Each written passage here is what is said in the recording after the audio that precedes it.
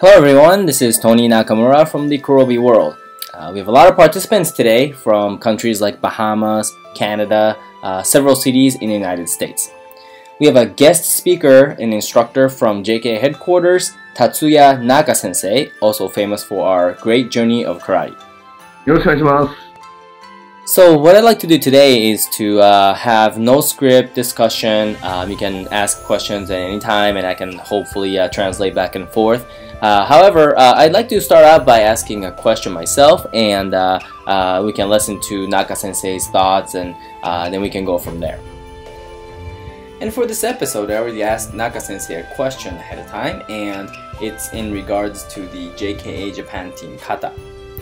Some of the competitors from the JKA Japan team, they are JK headquarter instructors, but some are not. Some are college students still, or some are just out of the college and so forth. There's just a variety of age groups.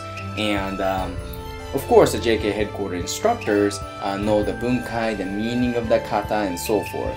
But how about the other ones?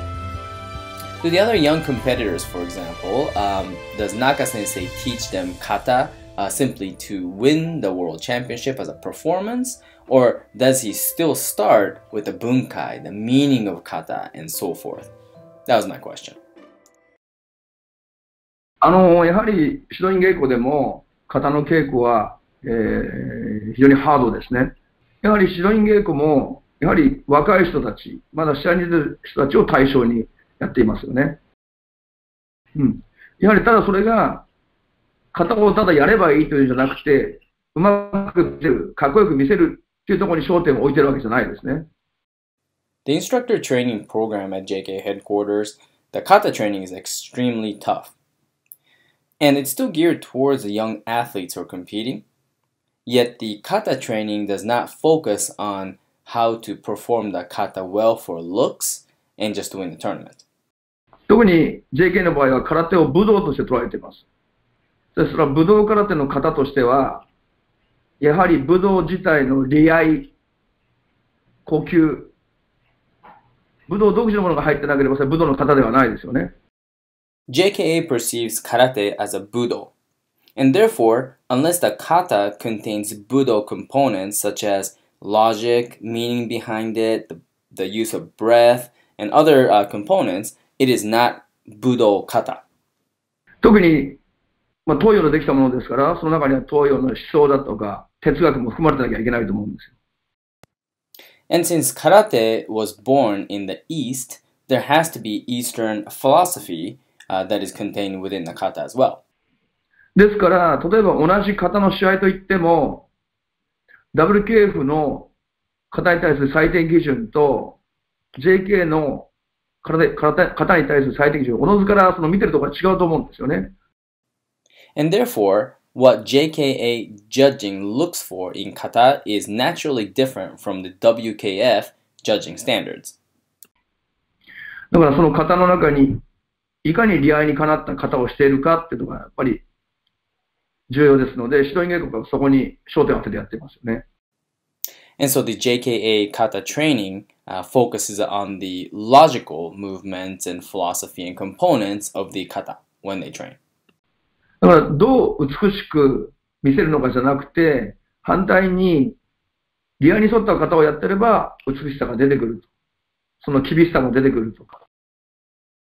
The idea here is not to practice the kata so that the kata gets prettier, but rather train the kata in a logical and meaningful way that the beauty comes out of the kata naturally.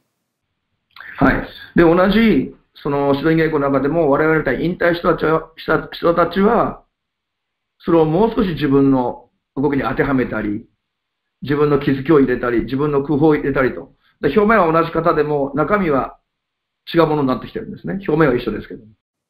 And on the other hand, instructors like Naka-sensei and other competition retired instructors, they would add their own flavor, their enlightenment, their research, and so forth into their kata that makes sense for them. So it may look the same, but internally it may be a little bit different.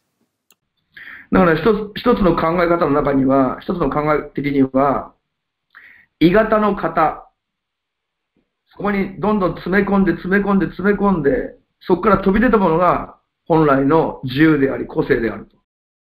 So one way of thinking about it is that you would train igata, which is mold or shape, very restrictive movements.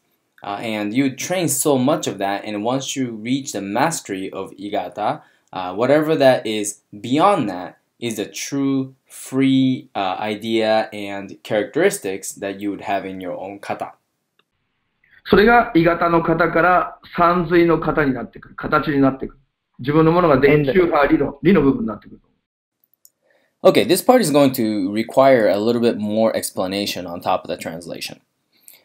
Today in Japan we use Chinese characters, and there are two Chinese characters that are both read kata. The first one is read as shape or molded form. And so when you just learn a kata fresh, you're going through some movements and steps, and you haven't mastered those movements, nor you understand the meaning behind it, and so forth. So that is called kata as a mold or kata as a shape. However, as you train and study the kata very deeply, your first type of kata morphs into the true form in that sense. And that's what Naka Sensei is saying, that if you train the series of shapes and steps, and once you master it, the true form will be built upon that. でもそれが、その技が実際に使えないと意味がないわけですよね。And needless to say, if those techniques that you've mastered cannot be used, it is completely meaningless. だから型のための型になってはいけませんし、その型の動き、あるいは技、その体の使い方が実際に組手、あるいは護身術に役立たないと意味が全くないわけですから。So the kata cannot just turn into training for kata. The movements and techniques, the body control, and so forth, they need to be applicable to kumite and self-defense, or it's meaningless. So all in all this explanation was essentially Naka Sensei's answer to my question. That was a great response. Thank you very much.